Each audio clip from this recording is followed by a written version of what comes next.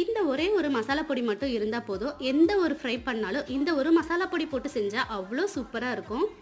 வாங்க எப்படி செய்யலான்னு பார்க்கலாம். இதுக்கு முதல்ல ஒரு கடாயில் 1 ஸ்பூன் தனியா, 1 ஸ்பூன் மிளகு, 4 காஞ்ச மிளகாய் சேர்த்துட்டு நல்லா வறுத்து எடுத்துருங்க. இதில் 1 ஸ்பூன் உளுந்தம்பருப்பு, 1 ஸ்பூன் சோம்பு சேர்த்துட்டு நல்லா ட்ரை ரோஸ்ட் பண்ணி எடுத்துக்கலாம். இப்போ இதில் 2 ஏலக்காய், 3 கிராம்பு, 4 பல்லு பூண்டு தோலோட சேர்த்துக்கோங்க.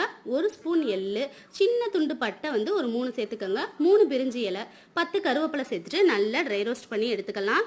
உளுந்து நல்லா ப்ரௌன் கலர் சேஞ்ச் ஆனதும் எள்ளு நல்லா வெடிச்சதும் அடுப்பை ஆஃப் பண்ணிட்டு நல்லா ஆற விட்டு ஒரு மிக்சி ஜாருக்கு மாற்றிட்டு நல்லா கொரன்னு அரைச்சி எடுத்துக்கலாம். இப்போ ஒரு கடாயில் 1 ஸ்பூன் ஆயில் சேர்த்துட்டு 1 ஸ்பூன் கடுகு, 1/2 ஸ்பூன் உளுந்து சேர்த்துட்டு 1 கொத்து கருவேப்பிலை சேர்த்து ஒரு 4 முட்டையை வேக வச்சு உரிச்சு ஸ்லைஸாக கட் பண்ணி வச்சிருக்கேன். அதை இதோட சேர்த்துட்டு ஏற்கனவே வறுத்து அரைச்ச மசாலாவை நம்ம காரத்துக்கு தகுந்த மாதிரி சேர்த்துட்டு தேவையான அளவு உப்பு சேர்த்துட்டு 2 பரட்டு இறக்குனா ஒரு சூப்பரான மசாலா பொடி முட்டை ரெடி ஆயிருச்சு. நீங்களும் இதை ட்ரை பண்ணி